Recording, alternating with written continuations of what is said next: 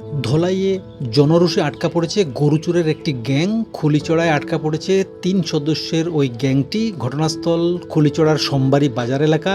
চোরদের হাতে নাতে ধরে পরে সমঝে দেওয়া হয় পুলিশের কাছে। এলাকার মানুষের অভিযোগ প্রায় ৬০ থেকে ৭০টি গরু চুরি হয়েছে এখান থেকে। দীর্ঘদিন থেকে খুলিচড়া এলাকায় দস্তুর মতো তাণ্ডব চালাচ্ছিল গরু চোরের দল। এ ব্যাপারে ধলাই থানায় অনেক অভিযোগ করা হয়েছে, কিন্তু একটি গরুও পাওয়া যায়নি। তবে কথায় আছে চোরের 10 দিন আর সাহুকারের 1 দিন। সেটাই হয়েছে আজ। এক চোর এক অসহায় পরিবারের গরু চুরি করে বিক্রি করে দেয়।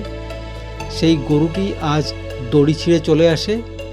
ওই গরুর পিছু ধাওয়া করছিল চোরের দলটি। বাজার এলাকায় আসতেই হাতে নাতে ধরা পড়ে যায় চোরের দল। স্থানীয় মানুষ পাকড়াও করে উত্তম মধ্যম দিয়ে তাদের পুলিশের কাছে সমঝে দেন। চোরের দলকে জিজ্ঞাসাবাদ করলে জানা যায় আরও 27টি গরু রয়েছে তাদের হেফাজতে। এখন মাত্র 4টিকে উদ্ধার করা হয়েছে। এলাকাবাসী জানিয়েছেন চুরি করার পর ওরা দস্তুর মতো ক্যাম্প করে গরুগুলিকে রাখে, তারপর সুযোগ বুঝে কার্যসিদ্ধি করে নেয়। আজ স্থানীয় মানুষ গরু চোরদের পাকড়াও করতে অভিযান আরও তীব্র করার দাবি জানিয়েছেন পুলিশ প্রশাসনের কাছে।